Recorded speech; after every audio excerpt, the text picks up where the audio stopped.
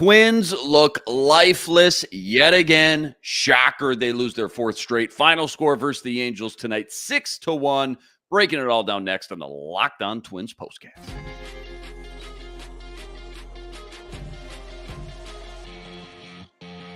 You are Locked On Twins postcast, part of Locked On Minnesota on the Locked On Podcast Network. Your team every day. Back in the lab, back at it. Another Twins postcast episode right here on the Locked On Sports Minnesota Network. That's your team every day. You got myself, Luke Inman, at Luke_Spinman. That's CJ Baumgartner. He's on X. Give him a follow. At BaumCJ30, Twins expert over at Zone Coverage MN. And before we jump into all the action from tonight's game, quick reminder, tonight's episode brought to us by Prize Picks, the easiest and most exciting way to play daily fantasy sports. Go to prizepicks.com/LockedOnMLB. Use code all lowercase LockedOnMLB for a first deposit match up to $100. Okay, so game one versus the Angels tonight, trying to snap this losing streak. You got Fest on the mound. He only goes 4 innings, 66 pitches, 4 runs off 4 hits. And honestly, I mean, versus this Twins offense right now, you might as well just call the game at that point because it was pretty much over. Twins made it 4-2. Santana had an RBI single. Kyle Farmer solo shot, his 4th of the year. But, Angels tack on a couple insurance runs, and 6-2 is your final. Losers of 4 straight. 15 of their last 21 games they have now lost. Wildly frustrating, to say the least. This is like a collapse of epic proportions here, is it not? They look flat. They look pathetic, if I'm being honest, and there's just really no sign of any life or any gas left in the tank right now. What's going on, CJ? If there was a word, if there was a phrase, if there was a year, anything? then maybe you'd think of that were similar to this. 2022, right? Like it feels the vibes are starting to get eerily similar. Team in playoff position all season long, then late, falling apart for your team, like just things that all of a sudden in September, you're just barely clinging on to that playoff spot, hanging on for dear life, and it feels like you just can't beat anybody, and you're throwing out a quadruple A lineup. Like, that's what it feels like right now.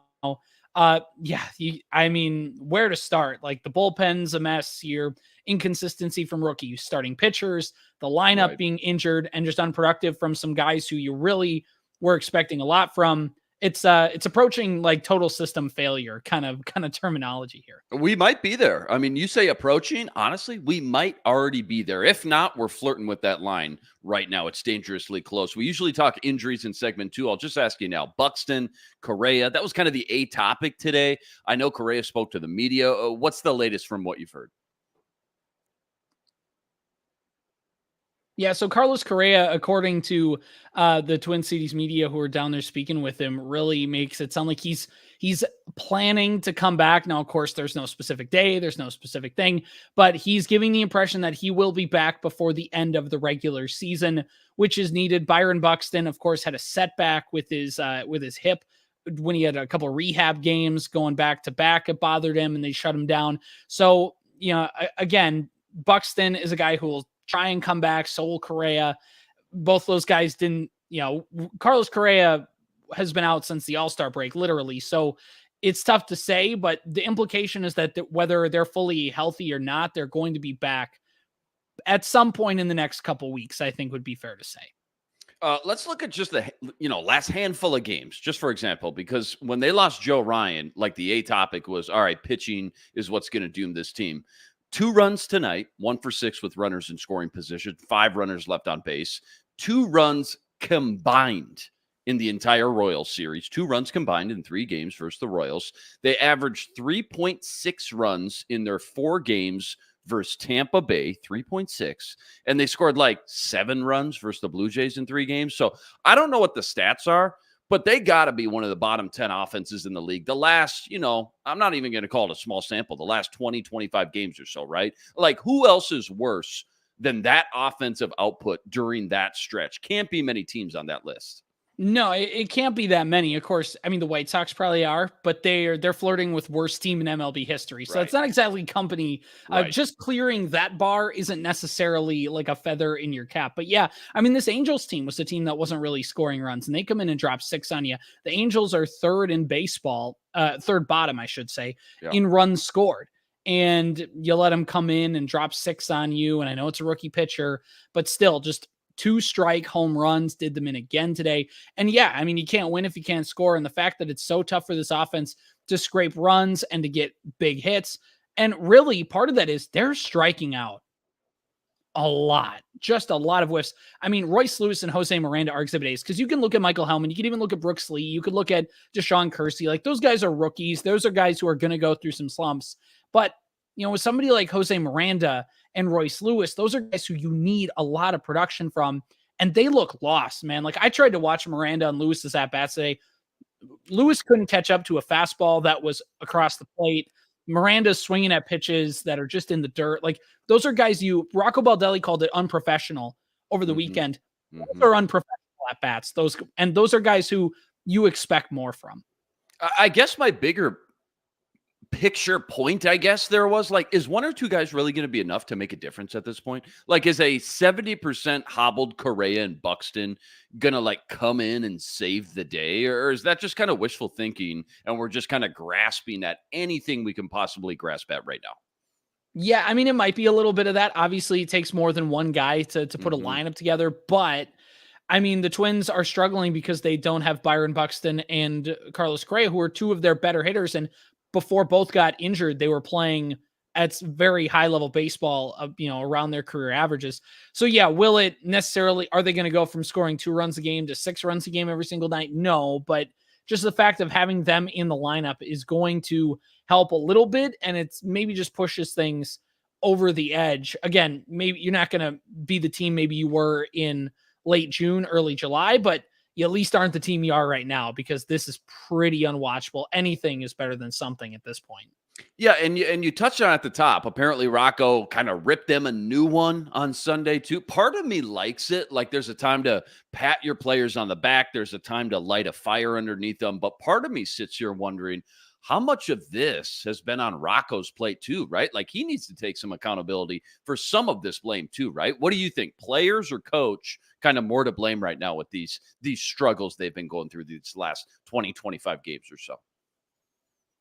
I mean, it sounds cliche, but like the players are ultimately the ones on the field. They're the ones who go out and do their stuff. Sure. And baseball's a little bit different, than maybe a sport like football or basketball. There's no specific plays you can draw up for them. That being said, I mean, you can't fire or you can't, get on all 26 guys at once. There is some stuff that has to go on the manager, being prepared, being whatever, getting ready to play. I mean, just ultimately there is going to be stuff that falls on Rocco Baldelli. I know some pitching moves over the weekend have come under fire. I'm a little iffy on those, but like, again, yeah, I mean, you're the manager of this team. Whether it's fair or not, you are going to have some blame fall on you for the fact that the team is falling apart. And not just falling apart, but falling apart 2 out of the last 3 seasons, it looks like. And whether that's on Rocco or upper management or whatever, ultimately he's the guy that's got to get them ready to play. And typically under Rocco Baldelli, the Twins have answered his calls when he's challenged them.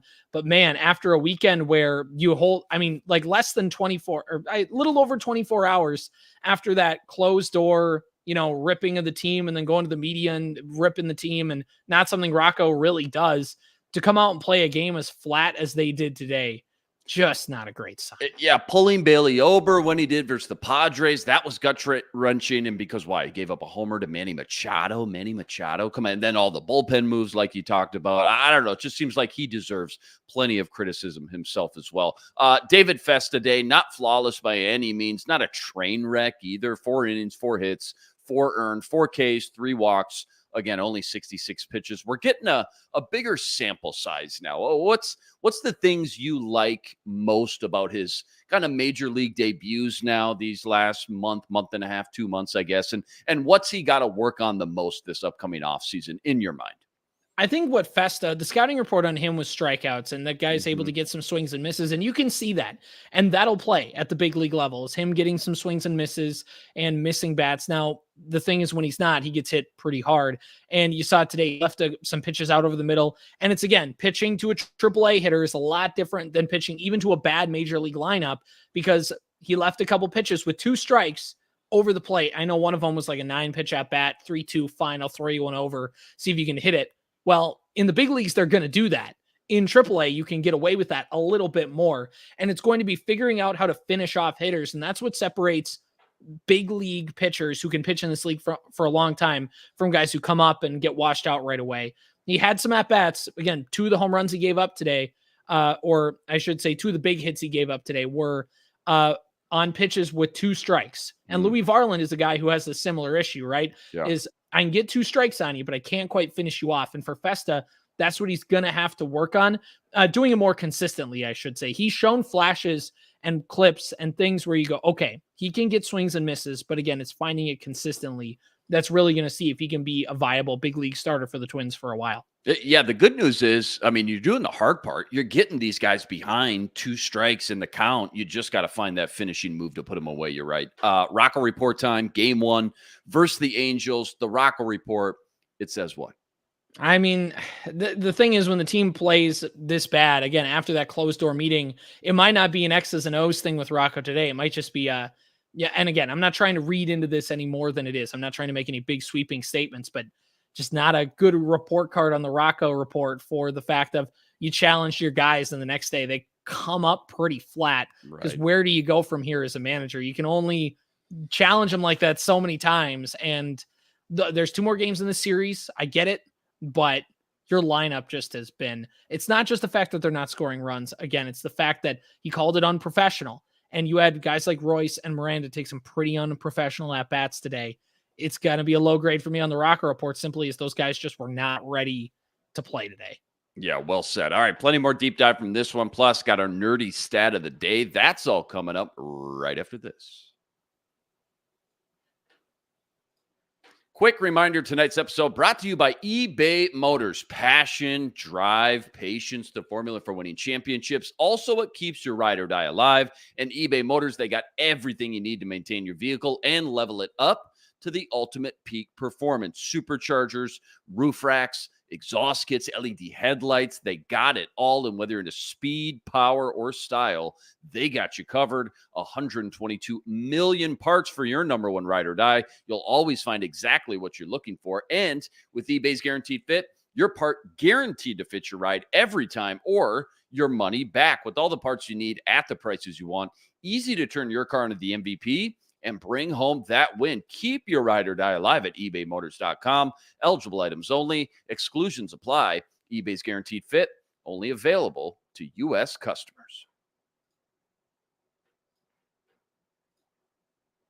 All right, I just want to do a quick rapid fire style preview of 2025. We did this with Theo. We did this with Lou. I just want your 2 cents on it as well. And I know a lot can change from now to April too, so I get it. But it's like the only encouraging and kind of optimistic thing I can think of to talk about at this point. That's just how bad the vibes are right now. So let's just start with the pitching stuff. What's the starting 5 next April, if you had to guess? And like, who are the biggest wild cards of the group too? Like the Paddocks, I'm thinking, Louis Varlands, etc. What do you think their roles look like if you just had to take an educated guess? Yeah, I mean, I think really with this team, it could go a lot of different ways with the starting rotation. Mainly, where does Chris Paddock go? Because there's a couple things. You could move Chris Paddock to the bullpen. He struggled, or at least very inconsistent as a starter so far this year. You could move him to the bullpen and have him be an option like that. Now, you are paying him $4 million a year, which is, again, if the Twins are going to keep being tight on the pocketbook, do you just shed a guy like that because you can basically get that same production out of Festa and you just dump him and save the money and do whatever? So I think that Chris Paddock is not on the Twins this year just from a salary standpoint, which means it does open up the door. You have Bailey Ober, you have Joe Ryan, of course you have Pablo at the top of the rotation, and it opens up those final 2 spots for a guy like Festa or a guy like Zebby Matthews or Simeon Woods Richardson to really compete. And I think you have one of those guys win it out. Maybe the Twins bring in a veteran here or there, but from that rotation standpoint, it's going to be a lot of these same guys that we've seen. And if they add anybody, it's really going to be like an Anthony DeSclafani, like hopefully he plays, but just a very back of the rotation guy.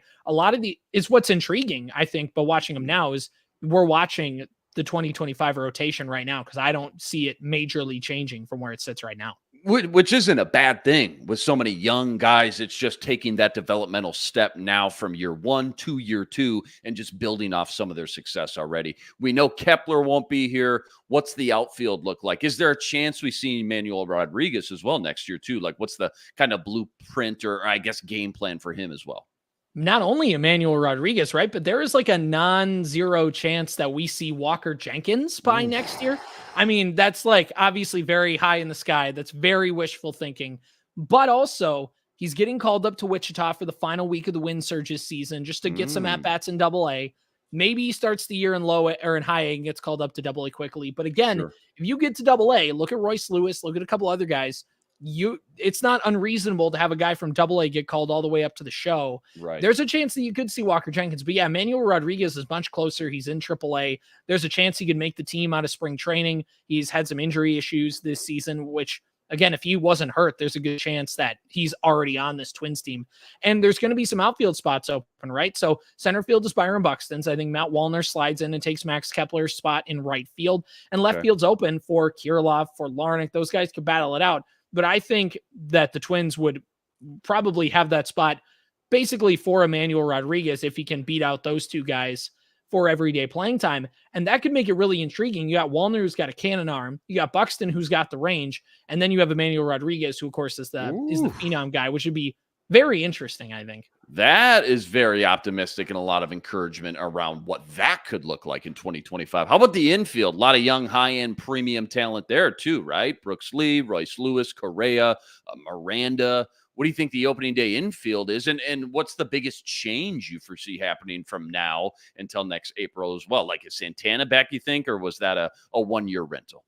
Well, I think with Santana, the Twins are very willing to let, outside of Nelson Cruz, if there's a role player that had a nice year, Donovan Solano, Michael A. Taylor, some of these other guys, they're more than willing just to let them go and do their thing. They got the value out of them. They're not going to bite off more.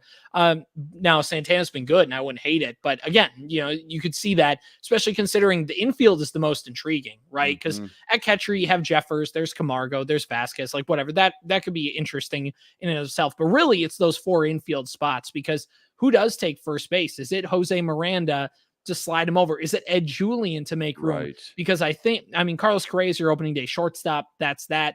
Where does Brooks Lee and Royce Lewis go? I know Royce Lewis doesn't necessarily want to move to second base midseason. I don't necessarily think a midseason move to second base is ideal, but I think Royce Lewis as a second baseman, Brooks Lee is your third baseman, is really ideal. That would be the way I would draw it up. I mean, Lewis technically has a stronger arm, but Lee, I think, has a higher floor at third base. Either way, I think you have it set up like that, or at least if I was doing it. And then you have that first base spot that's open for maybe a Miranda / Julian platoon. There's a few other guys. I know I can't remember if Rodriguez has ever logged some stuff at first base. But again, there's some options there at first base as well. And I think that's the one where if the Twins add somebody, you can find a veteran first baseman that could come in and add a little pop off the bench relatively easily, is what the Twins did with Santana. Right. So I think if there's any addition, it could be either that corner outfield spot in left field in the offseason or first base. Point is, no matter how this 2024 season ends, even if it does end on a sour note, a lot of encouraging things to just build upon, to look forward to in 2025, including a lot of young, high-end premium talent. The Athletic just dropped their, updated top 50 prospects in MLB last week. Walker Jenkins, number 3 on that list. Emmanuel Rodriguez, number 22 on that list. So very encouraging stuff for sure. Nerdy stat of the daytime. You got some sort of crazy stat or fun analytic Twins related? What do you got tonight? So again, the Minnesota Twins have not been playing well in the strikeout department. And that's something that really they've been doing a great job of. Coming into, since August 8th, the Twins were 10th best in the league in strikeout rate. They were, they were not swinging and missing. They were doing much better than they were a season ago. But since that point, they've now moved down 5 spots. They've moved down to a strikeout rate of about 22.7%, whereas before that strikeout rate was sitting in the teens. And they were, again, it's not putting the ball in play isn't always necessarily a sign of high impact offense, but also if you don't put the ball in play, nothing's going on either. And a lot of swings and misses. And you've seen the Twins, like their offense, which was top 6 before everybody started to get hurt, now moved to 11th, dropping down on that chart, which at this late in the season means something's going wrong. Same thing with the strikeout rate. Boy, 6th best offense in the league. That feels like eons ago, man. That feels like decades ago. That's absolutely insane to think about. All right, don't go anywhere. Last segment coming up. Got to look at these wild card, these playoff standings. That's all coming up right after this. Quick reminder, tonight's episode also brought to us by Prize Picks. Prize Picks, America's #1 fantasy sports app with more than 3 million members to date. And for me and my money, it's just by far the easiest. It's the most exciting way to get in on all the action while you watch your favorite sports and you watch your favorite players. So simple. All you got to do, you pick more or less on 2 or more player stats, and you watch the winnings roll in. Baseball season still in full swing here. So whether it's strikeouts, could be RBIs, home runs, you name it, they got it. Take your pick on more or less. Add them to your Prize Picks entry today. Plus, they now offer Apple Pay, quick and easy deposits into your account all season long. Download the Prize Picks app today. Use code LOCKEDONMLB, all lowercase, for $50 instantly with any $5 wager.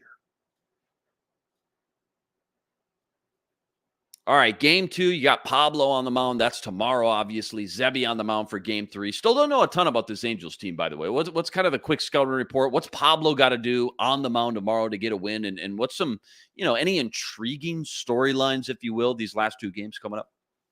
Nothing really from the Angels. I mean, they're bad. I mean, they're not Can't be that bad. Can't be that bad. Beat us 6-2. Well, that's not exactly a great sign for the Yeah, Twins, but I mean, they're a team that the Twins need to win these next 2 games. They can't afford to go 1-1 over the next 2.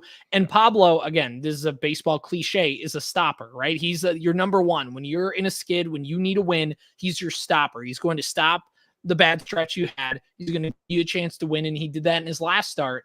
Now we'll see if he can do it in this next start. Again, it's keeping the ball in the yard, normal Pablo Lopez stuff. He's really come along over the last month again, starting to heat up at the right time. So, I mean, you hate to say never a more important time, but never a more important time for Pablo Lopez to come in and pitch shutout innings, because the way this Twins offense is going, like Festa did today, you give up 2 runs in the first inning and you just feel like you lost the game already. It sucks, but this is the position they've put him in now. It's like you have to go up. The bar is set now for you to go chew 7 innings now. Like that's just, it's kind of, even though it's Pablo, it's almost unrealistic to ask any guy to go do that night in and night out. But that's just the position they're in with this bullpen for sure. So Twins as the 6th seed now, you hope, best case, I guess.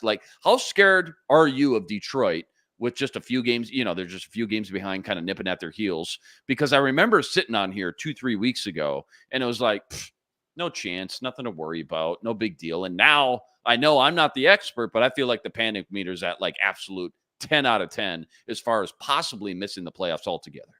Yeah, I mean, it's definitely higher than, even though the Twins haven't moved in games wise, it's still that 3-4 game cushion. It's just the way the Twins are playing.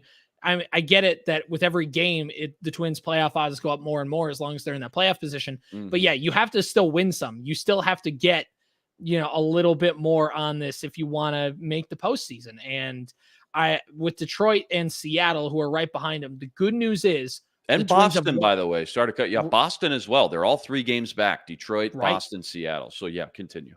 They're not too far away, like you said. I mean, Boston's going to come to town, or the Twins are going to go to Boston next week. So the Red Sox are licking their chops at that series to try and make some ground up on the Twins. And the lucky thing for the Twins right now is they own the season series over the Tigers and over the Mariners. So if, again, no game 163 anymore, if you are tied at the end of the season and you own the tiebreaker regular season, you get over them. So the Twins technically have an extra game theoretically in the standings, if you want to look at it that way. So they can back into the postseason, but it's not guaranteed. And they're going to need to play 500 ball over the end of the season, which doesn't sound hard, but it's like pulling teeth to beat some of these teams. So I don't know. I think they're going to make the playoffs, but it's getting a little less confident in every single Well, day. you make the playoffs, Chip Charon a chance. I mean, the conversation that everybody keeps pointing back to, Texas lost like 16 of 20, ended up making it to the World Series. So again, just sneak in the playoffs any way possible and just see what happens. Is there, any traits or qualities with that Texas team last year, despite, them losing all those games, that still made you think they had the makeup to go out and get hot again and go on the run that they did? And I guess why I'm asking, if so, do the Twins share any of those qualities that Texas had last year when they went through these same struggles? Well, I think if you look at what Texas had Corey Seager, they had Marcus Semien, they had a couple Right. of those guys who are established veterans, and especially with Seager, who had been with the Dodgers, he'd been on many playoff runs, and of course the 2020 World Series champion as well. And the Twins have a guy like that in Carlos Correa, Marcus Semien, another established all-star. The Twins have Byron Buxton. Again, those guys get healthy, but like if they get healthy and get back on this team. And then also, the high-end pitching is there. The Rangers had Scherzer there, whatever. But also there's some young hitters. They had Adolis Garcia, who went off in the postseason. And despite Royce's struggles, there is a chance he can still get white hot for just a couple weeks stretch and put the offense on his back. So it's not exactly one-to-one comparisons, but you can see if you squint hard enough and you close your eyes and you believe hard enough, you can see that there are some similarities. There are some things you can grab onto is, okay, if this thing works out, the Twins have some veterans that have done it before. They have some young guys with a bunch of promise, and they have Ober and Lopez at the top of the rotation. I mean, that's some stuff that'll play. Twins drop game 1 versus the Angels. They lose their 4th straight. Again, 16 out of the last 21 they've lost now. Game 2 tomorrow. You got Pablo Day. Pablo on the mound, first pitch, 6:40 p.m. Huge shout out to all the everydayers out there that always make us your first listen. Rest assured, we're going to be back each and every game right here, breaking it all down. Go check out all CJ's work on X at BombCJ30, plus all the work he's always ripping up over at ZoneCoverageMN.com as well. Like this video, subscribe to the channel. By the way, for the last 2 months, it feels like I've been saying, help us get to 8,000 subscribers. We have reached that goal. We are at 8,000 subscribers. Thanks to all you guys, and that's always much, much appreciated. All right, Luke Inman on X at Luke_Spinman. We'll see you next time. But until then, signing out.